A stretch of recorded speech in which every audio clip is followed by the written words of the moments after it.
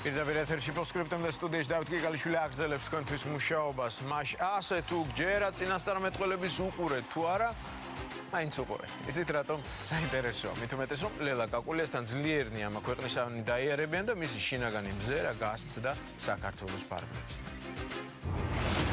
იქნება კატასტროფები, დიდი შეჯახებები, ერთმანეთის მიყოლებით. იაპონიის კუნძული ორად იხლიჩება. ეს მიწისძვრების შედეგია. ბუნების ასეთი ძლიერი შეტევა ჯერ არ ახსოვს იაპონიას. საცავებიდან რადიაცია ჟონავს ფრთხილად. იაპონიაში დატრიალებულ ტრაგედიას ლელა კაკულიამ 19 წლის წინ ღვთის რისხვა უწოდა. დამანგრეველი მიწისძვრა და ცუნამი ერთდროულად 3 ვულკანის ამოხეთქვას შეადარა. იგივე იწინასწარმეტყველა 1996 და 2008 წელს. ახლა ძველი გაზეთიდან საკუთარ ამონარიდებს კითხულობს. ამბატონო ეს ფაქტი, რომელიც დაიბეჭდა 2008 წლის აპრილში. ქართველი წინასწარმეტყველი ქალბატონი ლელა კაკულია ამბობს, რომ ის ერთადერთია, ვინც იაპონიის მომავალი იცის. მსოფლიოში დიდი კატაკლიზმებია ვხედავ. ბუნება მძვინვარებს. ადამიანი უძლურია, ამას ვერაფერი ვერ შეაჩერებს ხედავ. მაგრამ ყველაფერი გადაივლის ღმერთის წყალობით და ისევ იარსებებს იაპონია. რადიაციის და მიწისძვრების შემდეგ იაპონიაზე პოზიტიური პროგნოზი აქვს, რასაც ვერ ვითვლით ჩინეთზე. მისი თქმით, ქვეყანას ძლიერი მიწისძვრა და ნამდვილი ტრაგედია ელის. ჩინეთი ორად იპოვა. ახლა ეს ფიქსი ეს ალბათ და თქვენ მერე დაიმახსოვრებთ ამას აჩვენებთ, უბრალოდ მე დრო არ ვიცი. ბუნებრივ კატაკლიზმებს ხედავს რამდენიმე ქვეყანაშიც. ხედავ ასევე იტალიას ქუსლი უნდა ჩამოტყდეს. ძალიან ძლიერი მიწისძვრა ასევე თურქეთში. სომხებს ატომური სადგურის გაშვებას არ ურჩევთ, რადგანაც ცეცხლში გახოლოს ხედავ მომავალში.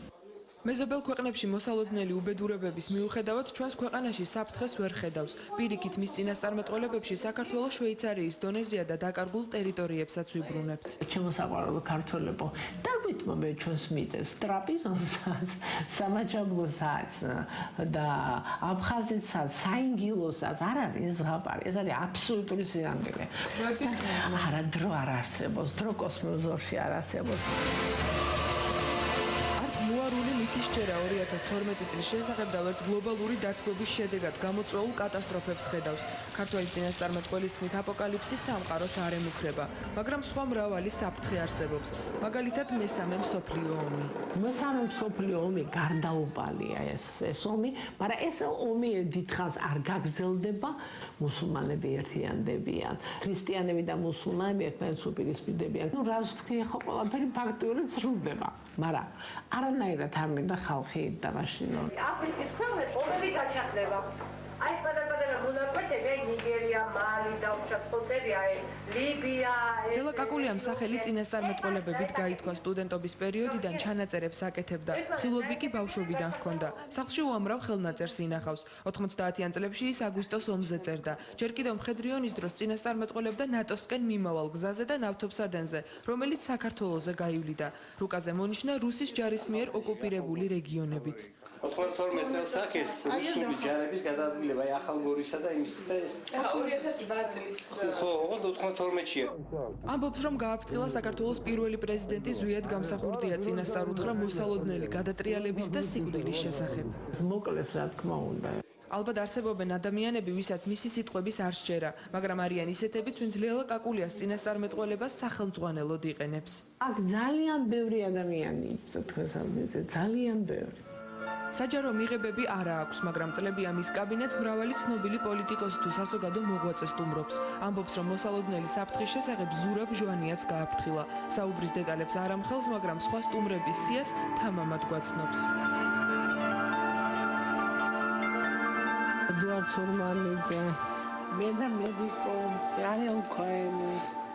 ლელა კაკულიას ფენომენი ქართულმა რეჟისორმა თავადაც გამოსცადა. ჩემი ერთი უმცროსი ქალიშვილი ხათუნა მუსიკოსია და სულ ურეკავდა და ლელა აი ახლა კონცერტი მაგ და რამე შველება და რაღაც და მირეკავს და მეუბნება. ლელა მეუბნება, რომ მე ვდგევარ ნიჟარაში და ჩემ გვერდზე არიან ადამიანები, ვინც მე მილოცავენ.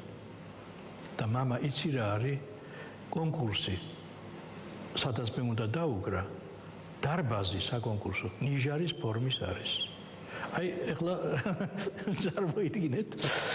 იუმორინას ანშლაგსაც და ნებისმიერ პატარა წარუმატებლობასაც გია ბაღაშვილი ჯერ ლელა კაკულიასგან იგებს. თუნდაც სამედიცინო სფერო რო ავიღოთ.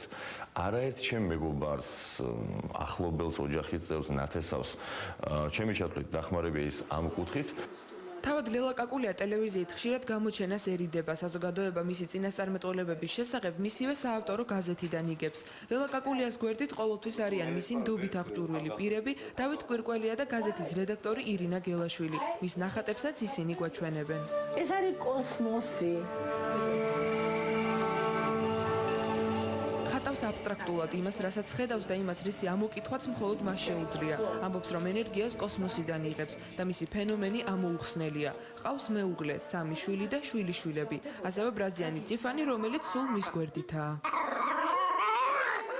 ცოტა ხნის წინ კომაში ჩავარდნილი შვილი სიკვდილს საკუთარი ენერგიით გადაარჩინა.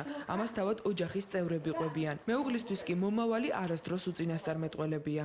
მართულება უნდა მივცე და მივეხმარო ენერგიით და კი არის ვარდივი. ეს ჩვენთან ჩვეულებრივი ამბავია. ლელა კაკულიას სახელს უკავშირდება ბულგარელი ვანგა. როდესაც წინასწარმეტყველის ქალიშვილი თამარი დაიბადა, ვანგა ზუსტად იმ ღამეს გარდაიცვალა. თამარს კი დედის ნიჭი გამოჰყვა. მithქვამს ბევრი რამ, რაც შემდეგ ახდა, მაგრამ ეს ყოფილი არ მახსოვს რა როდის თქვი. დედაშვილს საერთო მუსიკა, ორივე ფორტეპიანოზე უკრავს და მღერის. ლელა კაკულია რუსთავიორს და პოსტსკრიპტუმს კეთილი სურვილებით დაგომშვიდობა და სამახსოვროდ მინაწერიც გაგვიკეთა. ჩვენ გადაცემას რა ელის? თქვენი გადაცემა ყურებადია, მე მიყვარს მომწონს სხვათა შორის. შური დამტრობა ეხა ყოველთვის არის. მაგრამ ცოტა ეხა ჩემი ენერგიით რო შემოვედი, ასე რომ ცოტა ფრთხილად იყვნენ მოშურნენი.